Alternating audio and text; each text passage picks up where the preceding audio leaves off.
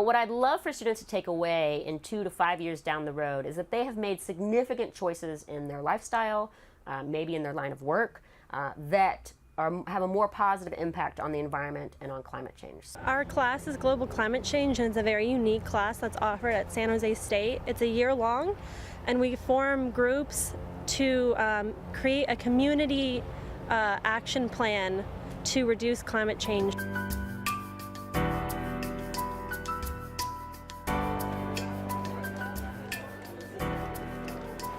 If we could have the very first vegan or / vegetarian restaurant on campus, because there's not a lot of vegan options here. I wouldn't have to walk 10 minutes away. And they're so expensive, you know, so we can have one where they use our plants. Yeah. That would be really And we can cool. teach, with the cooking classes, we can teach students, like, this is how you can make a vegan or a vegetarian meal for like less than $5. I don't think that a lot of students think about where their clothes come from and all of the impacts that they have on the environment. So it'd be super good so we can kind of inform everybody on campus about all of the negative effects that buying new clothes and producing new clothes has on the environment. For clothing, cotton is a huge resource, which takes up a lot of water. It also uses a lot of agricultural land. It can be heavy intensive on the environment. So we're gonna open a clothes drive on campus, so students and faculty can donate their clothes to be reused.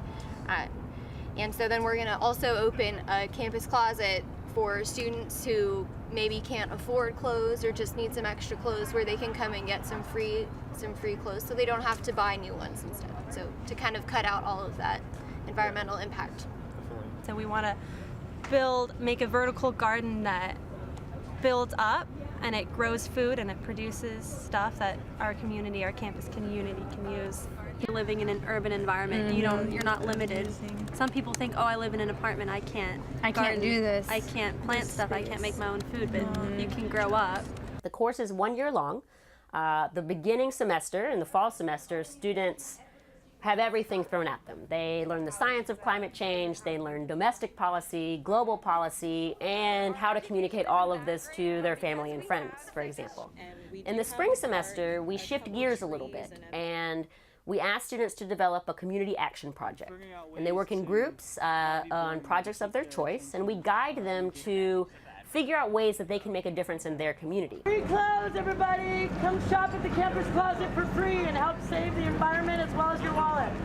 We'll be here until 3 p.m. Free clothes! We're here today for our CAP project for environmental studies class. We are helping students kind of understand how the carbon emissions are linked to the textile industry. So what we did was we had a donation day a couple of weeks ago where a bunch of people donated clothes that they don't need or don't use anymore. And so today we're here to give them out for free. So students can come in and look through all the clothes that we have, and you can take whatever you'd like, and by using recycled clothes instead of buying new, you're cutting the emissions that are linked to creating new clothes and growing new cotton and all that good stuff. For the average white long sleeve shirt, there's 220 grams of textiles, which contribute to 11 kilograms of CO2 emissions. So if you really think about each individual shirt has a pretty large ecological footprint, and so by cutting just a single shirt or reusing a single shirt, you can really make an impact. And if you kind of change your purchasing habits and buy a lot more reused and repurposed clothes, then you can cut a lot of emissions, and everybody can kind of make their own impacts. Finding out how much CO2 the clothing industry puts out has made me really think twice about purchasing clothing. It has impacted the way that I purchase things. I don't buy as much clothing anymore, and I have children, and children go through clothes very quickly. They grow out of them, and so now we're using more hand-me-downs, and we're handing down all of our clothing, the ones that they've grown out of and the ones that I no longer wear. And so it's definitely impacted the way I think and the way I purchase things. I purchase more secondhand stuff and less clothing, period. So what we are is that we are a campaign that strives to promote cutting out meat once a week. So that's just, we pick Mondays is the one that started, and it's just 3 meals for the whole week. And with cutting meat cutting meat once a week, you're able to reduce your carbon footprint.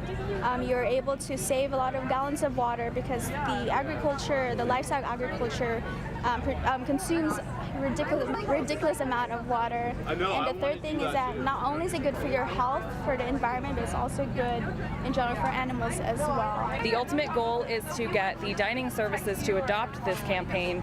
Basically what this lifestyle or what this campaign is trying to share with everyone is that one day of the week we don't eat meat, no animal product of any kind. We're just asking that you don't eat anything that has legs, that swam, or that had a mother.